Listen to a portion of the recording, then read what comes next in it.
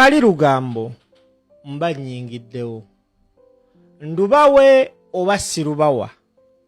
Mu comment section gamba nti simple lutuwe. Kiwandikewo. Nange ndubawe ennaku zino neeraga n'olugambo lwange. Naye engeri gye nina omulimu gw'okubawa olugambo sigenda ddusirikira. Video gy'olaba ku screen olyinza okugamba simple yo AI. Si AI reality. Omwami gw'olaba mu video ng'ali ne Robert Kyagulanyi SENTAMU, Bobi Wine, President wa National Unity Platform, amannya ge bamuyita Larry Madowo. Larry Madowo ndowooza ye muntu essaawa zino Samia Suluhu, President wa Tanzania, gwasingira ddala obutaagala. Tambuza video eno nga kuwe. That gentleman, Larry Madowo, njagala nga sinnakuwa nsonga lwaki nkoze video eno. Nkubuulire ebitono ennyo bye mumanyiiko. All I know about this gentleman, Larry Madowo, is a CNN international correspondent and host of the African Voices, Changemaker and Playmakers series. He was previously a North American correspondent for the BBC and also anchored breaking news and presented BBC World News America from Washington, D.C. Njagala mukakase Kyagulanyi nti ebintu byonna byakola tebimala gaggwawo yabibala. This gentleman, Larry Madowo, gw'olaba ne president, enkya ya leero nga tannabasimbula genda nakawa, akedde kukola naye video. Akedde kushutinga naye video. Egenda okubanga airinga ku CNN in just a few days from now. Ono mwami omulimu gwakola right now okubeera mu Uganda essaawa zino. Ono mwami mukozi wa CNN. Era kyakola kyeyakola mu Tanzania just a few months ago. This is a man that exposed the killings that happened in Tanzania in the just concluded elections. Sagala nnyo kwogera Luzungu because omutwe gunnuma naye ngenda ddwogera. Tambuza video. Larry Madowo ali mu Uganda.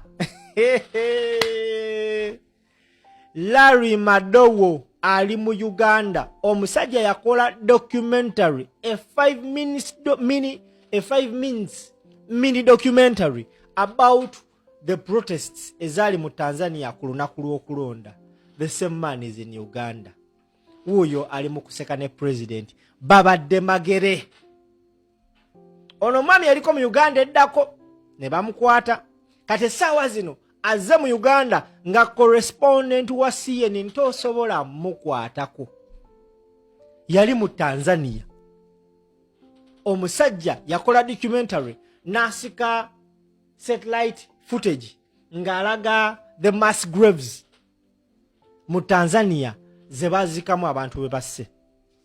Now, this man is in Uganda. Enkya ya leero abadde ne Bobi Wine emagere nga bawayawaya nga banywamu. Ono no kyaliwe as in personal friend, just a phone call away. Nkulaga how Bobi Wine has tried to build his security. Taina security ya mamuntu. Yasiba bagamba kamera. Ye security ya fekati kamera. Tubadde fe tulina bu AK-47. Alese jitentya alese nuclear eri mu Uganda. And trust me, wabanga ze Uganda kiba kitegeeza agenda tambula naye this whole week. Eno wiki si ya bulijjo asokedde nakawa. Naye ate remember ku Lwokutaano ayina okugenda ekasese. Ekasese eyo ebigenda obba tebijja kuba byangu. Mumuyinza okuba temugitunuulidde nnyo. Naye nga as I talk right now, Larry Madowo is in Uganda. Expect a mini documentary on CNN very soon. Ono musajja okubanga kyaliwa Bobi Wine kiki kye tufunamu. Museveni abadde akozesanga nnyo omukisa gw'okulwana information reaching those international media houses. Era nga akozesa sente y'omuwoomusolo mbu okugezaako okushugwa kotinga ebibi, the atrocities that have been happening in Uganda. Bobi Wine okubanga is a friend ne bano abantu, which means bano abasajja bo kye baagala content kasita banga ali credible. Kati wabanga asobola okubira Madowa n'alinnya ennyonyi n'ajja Uganda okukola naye, kino kiralamu. Simanyi oba mukalaba oba mukategedde, I just don't know. But all you have to know, the man is in Uganda. Tambuza video eno bayinza omukwata. Omanyi be tuli nabo bo tebaagala kumanya. Naye kamera kyekyokulwanyisa kye tulina. Omusajja ali mu Uganda. Ava kukola ne president enkya ya leero. We are expecting this. We are expecting this to be out pretty soon. Kubano bagambye nti Larry Madowa is a CNN correspondent and host of the African Voices, a show ebeera ku CNN.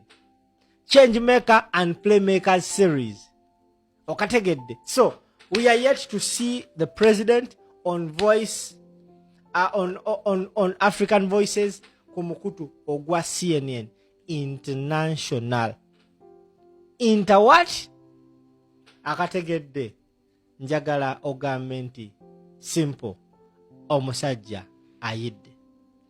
Nyongera okujjukiza gona wonna akoyo bupangisa, okoyo okukonkona Land Road, Jolo Quality Properties and Real Estate Consultant Limited, bakabaka bakakensa mu kutunda amataka, bakugonnomoleddeko bagiyisa ki Black December. Yingira omwaka lya Christmas nga toli mupangisa, genda wefunire polotiyo mu Jolo Quality Properties kukakadde kamu n'ekitundu, ate bakwata n'ekibanja mpola. Kuba ku simu gy'olabawo wansi 07703 73594. Yogera n'omukyalo oyo, trust me, ogenda kubanga naawe olina ettaka eriryo. Omanyi ekitegeeza oyingira omwaka ng'olinamu kapolotiko. Omanyi ekitegeeza gwe.